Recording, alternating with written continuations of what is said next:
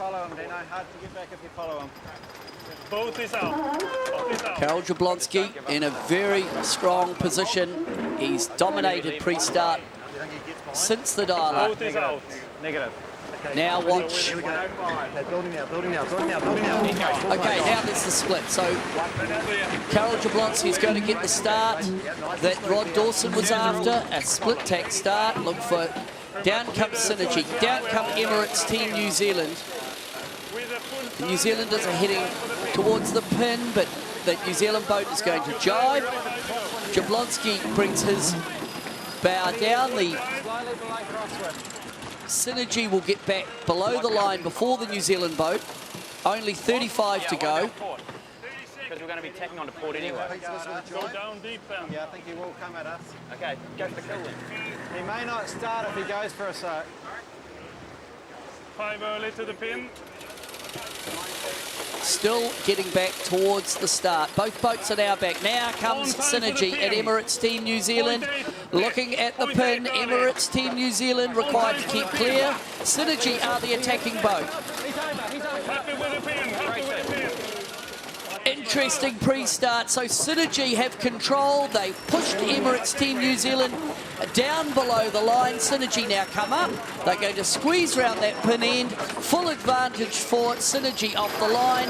And immediately in phase, another beautiful controlling start by Synergy. Karol Jablonski already holding all the cards in this. They're on match point. He needed to get a really great start to pin home his advantage, and he has done it. This has been another masterstroke. They're absolutely on fire, these Russians on board Synergy. So it's basically a tack set. We've got just a length on port.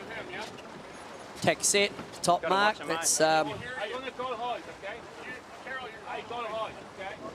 look for the boats to actually position themselves. We can see the yellow mark.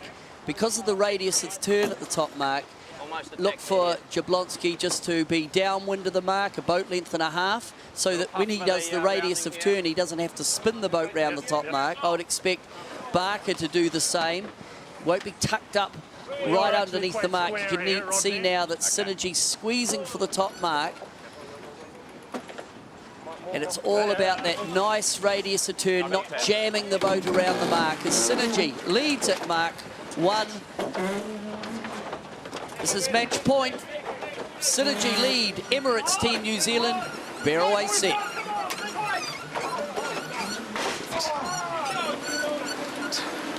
That's the lead for Synergy.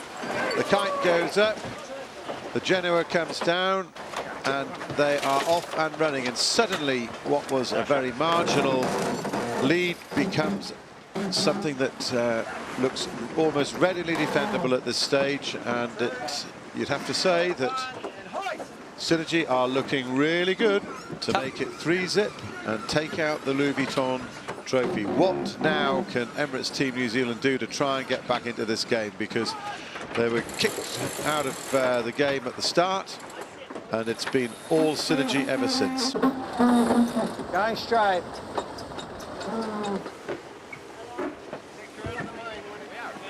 Here comes Synergy. What's he doing, Ray? I think Synergy probably will go to the right-hand marker. I don't think they're going to engage with Emirates Team New Zealand. What's the jibe like on board Synergy? They've got the jib half up. The jibe is complete. And Synergy here, if there's an incident, are they going to take on Emirates Team New Zealand? Kiwis are on starboard. It's going to be a split at the bottom mark gate. Synergy are going to the far gate, to the right gate. Emirates Team New Zealand are going to come around this left-hand gate, or looking upwind. It'll be the right-hand gate. It's all on at the bottom mark. Synergy have a very small lead. New Zealand have changed sides. They're over on the right-hand side. Very close. It's only 6 seconds. A bad takedown by Synergy. Synergy have stubbed their toe at the bottom mark. The spinnaker's in the water. They've got the spinnaker wrapped all around the front of the mast. It's in the water. The pressure has paid. Synergy have made an error at the bottom mark. Really slow here. Well, Martin, Oh, gosh. Suddenly a change in the game. One small mistake becomes a big catastrophe on Synergy. The pressure put on there by Dean Barker. You could hear the tone in his voice change all the way down the latter stages of the run. Suddenly Team New Zealand go into attack mode. And it looks like the lead has changed. Now we're into a more moderate or light to moderate condition. It isn't light and funky. And Peter Eisler, it's those condition changes and you know, the psychological impact of a lead change like we've seen at the bottom mark. That can play mind games with teams. Yes, it can. You know, I get the sense that Rod Dawson is a little frustrated with his crew work. I heard a little bit of talk of that in the last race, which they won. But, you know, when you don't have confidence in your boat handling, then as tactician, you start playing a little bit different game. That's not a good thing to do. Yeah, I'd agree with you. I mean, we've certainly heard you know, similar talk coming off Synergy, and you know, it's not, the pressure's just not on the afterguards. We talk about them all day. The pressure is on the full team, on the 17 people on board. At the top mark, Emirates Team New Zealand take the lead over Synergy in what is a must-win race for them if they're to stay in this game. Synergy now 2-0 up, but they stubbed their toe at the bottom mark with a poor Jenica takedown. And now Emirates Team New Zealand have the sort of lead that Synergy was enjoying at the top mark when they came round here for the first time. Emirates Team New Zealand on the run for home, and the chance to go 2-1 and get themselves another bite at Synergy. Can the Russians get back on the roll that they've been enjoying for the last 2 days? 39 seconds at Mark 3 to Synergy, to Emirates Team New Zealand. This one now looks like it will just run out, and we're going to be in store for another treat. Okay, we're heading down to the finish now of race 3 in this best of 5 series.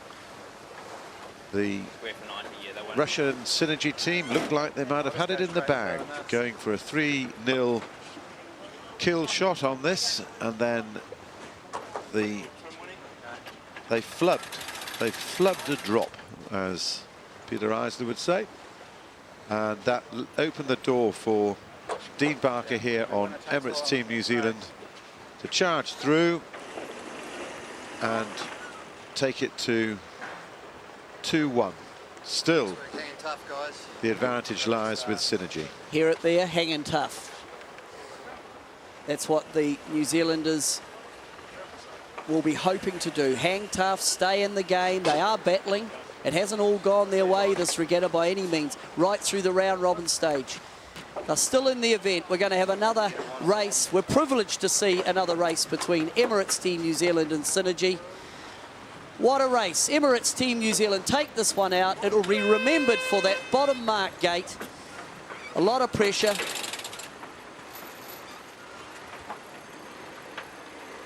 Alicia, are you ready to come down? Yep. This to the banners tray. Team New Zealand settle down now as we wait to go into race 4 of the Louis Vuitton trophy. Did you hear that, Martin? I won't repeat it, probably shouldn't, but certainly the comment made about, you know, it not being a clean sweep. I'll use a different terminology.